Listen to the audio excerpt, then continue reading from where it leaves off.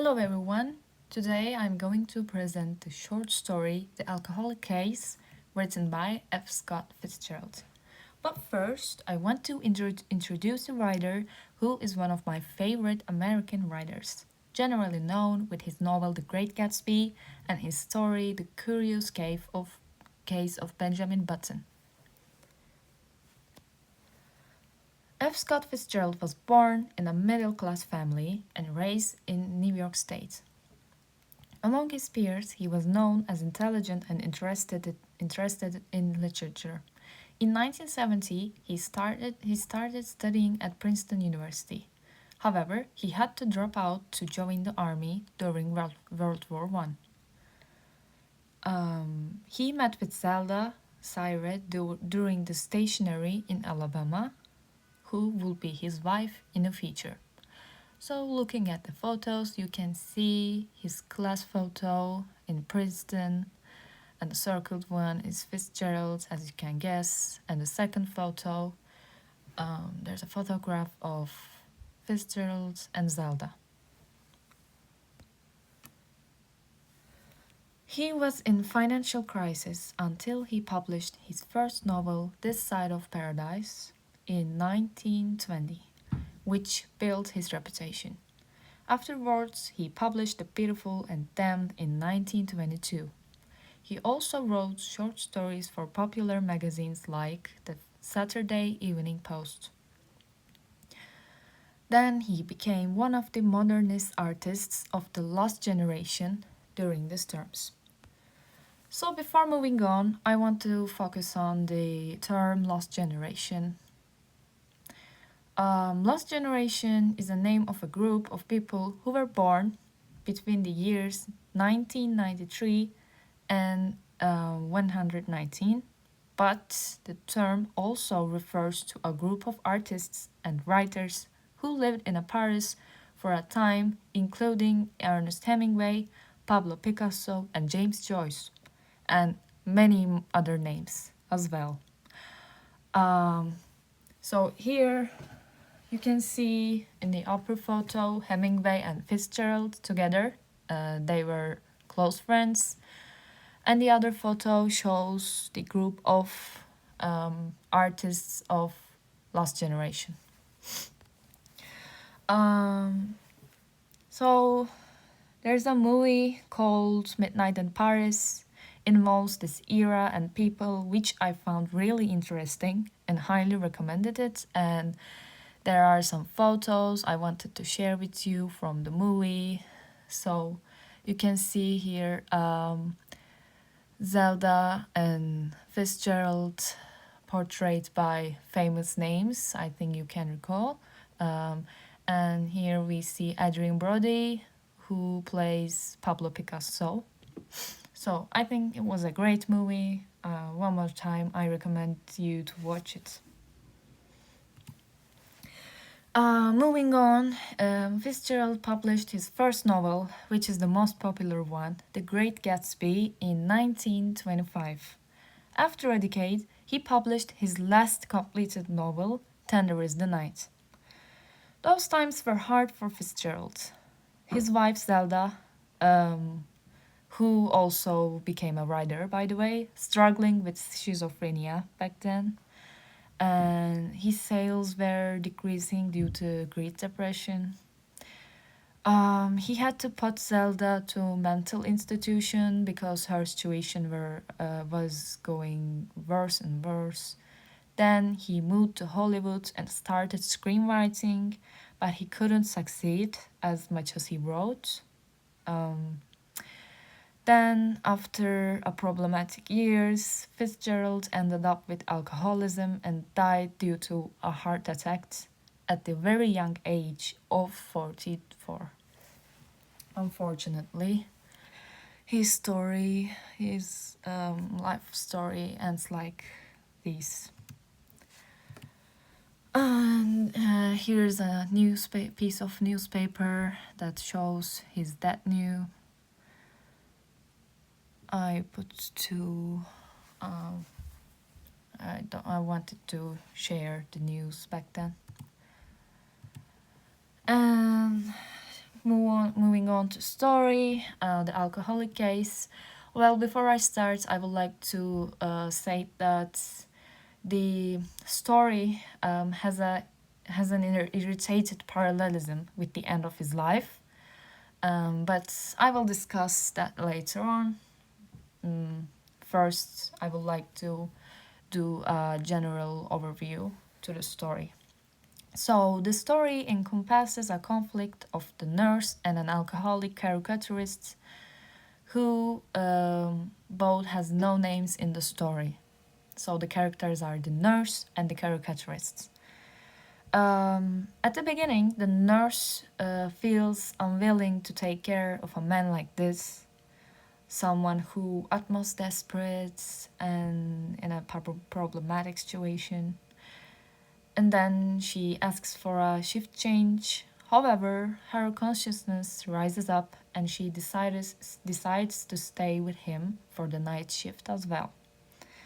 That very night, the nurse learns why he fell in this situation, the alcoholism, which is related with being in a war. And not very after, the caricaturist dies inside of the nurse, which shows the tragic end. So I have two quotes I want to share from the story. The first one is on her knees, surging a last piece of it, she thought, "This isn't what I ought to be doing, and this isn't what he ought to be doing." So in this quote, I felt the heartbreaking situation of the caricaturist, a man who creates something, entertains people, and somehow exists, ends himself up in a situation where he cannot act healthy, both physically or mentally. This destructive ending not only points out the alcoholism, but highlights the effects of the war. Considering how many people affected physically, financially, culturally, and emotionally, this is just an example. In terms of that, this quote is as much that's the way I see. The quote is a riot against how did the things comes to an end like this. So in here, the situation is not about the nurse. The nurse is doing her job, but the caricaturist, yes, the caricature, what he's doing right now is not the thing he must doing, not the thing he should do it. He should have continued to live happily, more peacefully, but not like this. But things happening, people are affecting from the harsh severities happening throughout the world, and that's what comes up to an end. The second quote, which also affected me, she stared at his handsome face, weak and defiant, afraid to turn even halfway because she knew that was in that corner where he was looking. These lines have intensely affected me in terms of highlighting the insidious approach of death. And the emphasis of the corner is also important, considering his liquor bottles or other alcohols used to stay there, which is also mentioned in the story. But now, the corner, he can only see the death, not his bottles anymore. But there's a connection again, because the bottles are the physical thing that kills him. I really admire Fitzgerald's style of writing. I want to mention in here because even it can be read easily. The way he describes the situations makes the reader feels every detail tangible and touchy. So the fact that the end of the story is irritably parallel with the end of Fitzgerald's life made me thinking about his late life, which he was struggling with alcohol as well, having financial troubles, getting over lots of things with Zelda, and of course the harsh effect of the war for years and years might have challenged Fitzgerald so deeply. which he eventually falls into alcoholism. So there is an article I have read named F. Scott Fitzgerald's Life as a Study in Destructive Alcoholism. The article tells that he used to drink around 37 beers a day, or an amount of alcohol which has the same proportion with this, at least. His friends suggested to join sportive groups such as Alcoholics Anonymous. However, he chose to fight to his addiction alone. And about that topic, he says that I was never a joiner. AA can only help weak people because their ego is strengthened by the group. The group offers them the strength they lack on their own. That's what he said when his friends suggested to go there. Um, so I wanted to include this side of his life in this presentation because, again, there is a strong connection with the short story, with his ending of life. He wrote a story that explicitly shows the outcomes of consuming so many alcohol, but where we can see that he was in a situation where he wanted to get out but put more depth into it. And I know I mentioned it multiple times, but his death is very parallel with the ending of the story. That it really irritated me, and I'm still thinking about it. So there is a huge irony and desperation in here. I can see not only the characters but the Fitzgerald's himself, and it's really sad. It's really sad. Um, Overall, as a person who read almost every works of Fitzgerald, I instantly recognized his tone and deeply affected from the short story at the very beginning, and I um, enjoyed read his story.